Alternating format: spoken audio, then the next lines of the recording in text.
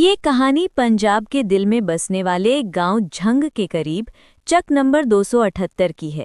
यहाँ की मिट्टी सुर्ख है, हवा में गंधक की महक और खड़ी बोली का सुरूर। गांव का नाम कोई सरकारी नक्शे पर नहीं मिलता, लेकिन दिल के नक्शे पर हमेशा चमकता है। चक में सुबह सबसे पहले अजान की आवाज़ नहीं, बल्कि चाचा गुलाम रसूल की खंगरी होती है। वो अपनी पुरानी साइकिल पर दूध के कैन उठाए निकलते और गलियों में चिल्लाते, ए ददवाड़े आ गया। बच्चे दौड़ते, औरतें बर्तन लेकर दरवाजों पर आ जाती। दूध के साथ साथ चाचा गुलाम रसूल ताज़ा ताज़ा गप भी बांटते। रात को चोर आए सन, पर मेरी भैंस ने सींग मार के भगा देता। घरों में औरतें सुबह सवेरे चूल्हे जलाती। मिट्टी के चूल्हे पर रोटियां सेकी जाती तो धुआं छत के सुराग से निकलकर आसमान को पंजाबी बनाता। नाश्ते में मकई की रोटी, लस्सी और गुड़। कभी कभी कोई खुशहाल घर सरसों का साग और मकई की रोटी रख देता तो पूरा मोहल्ला महकने लगता। चक की लड़कियां स्कूल जाने से पहले घरों के काम निभाती। सर पर टोकरी रखकर भैंसों का गोबर उठाती, फिर नहर से पानी भरती।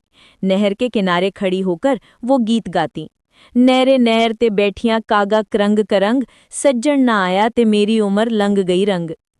मगर जैसे ही स्कूल का वक्त होता, सब दौड़कर वर्दी पहनती और साइकिलों पर सवार हो जाती। लड़कों का स्कूल अलग, लड़कियों का अलग।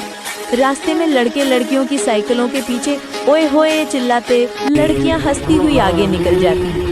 चक का सबसे बड़ा मेला छट्टी दा मेला था, जो हर साल ईद उल फित्र के दूसरे दिन मुनक्किद होता। उस दिन दूर दूर से लोग आते।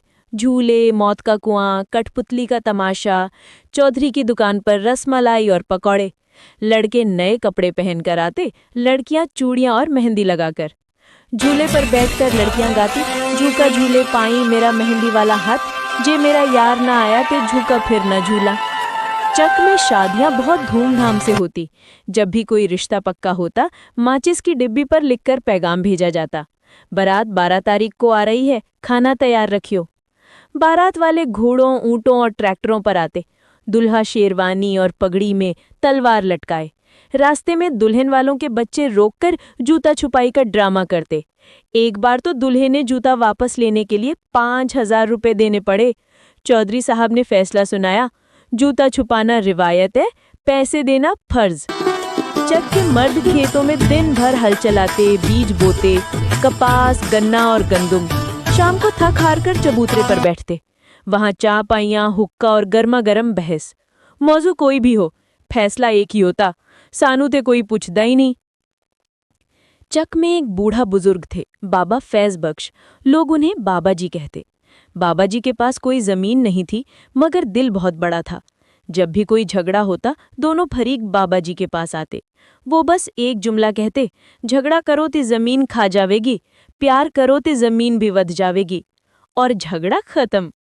गर्मियों में जब बिजली चली जाती तो पूरा चक छतों पर सो जाता। सितारों भरा आसमान, दूर कहीं टिड्डों की आवाज और माँ की लोरियां। बच्चे छत पर बैठकर सतारा गिरा चिल्लाते और मांगते। एक बार एक बच्चे ने मांगा कि अल्लाह मियाँ मेरे अब्बा नू नौकरी दिला दे। 2 महीने बाद उसके बाप को सऊदी अरब की नौकरी मिल गई। उस दिन से चक वालों का यकीन पुख्ता हो गया कि छतों पर बैठकर मांगी दुआ जरूर कबूल होती है। चक में मौत भी बड़े मेले की तरह आती। जब कोई मरता, पूरा चक जनाजे में शरीक होता। 3 दिन तक फातिहा, चौथे दिन कुरान ख्वानी और खीर पकाई जाती। बूढ़ों का कहना था कि मौत भी पंजाबी है, आउन तो पहले सलाम कर दिए। आज चक नंबर 278 बदल गया है। कच्चे घर पक्के हो गए, नहर की जगह ट्यूबवेल, साइकिल की जगह बाइक और होके की जगह सिगरेट। नौजवान दुबई, सऊदी, यूरोप चले गए। मगर जब ईद आती है, जब छठी दा मेला लगता है, जब समर आती है, तो सब वापस आ जाते हैं। पुराने कपड़े पहनते हैं, मकई की रोटी खाते हैं, झूलों पर झूलते हैं और नहर में नहाते हैं। बाबा जी अब इस दुनिया में नहीं, मगर उनका जुमला अब भी गूंजता है। चक कोई पत्थरां दा ढेर नहीं, चक दिल दा टुकड़ा है।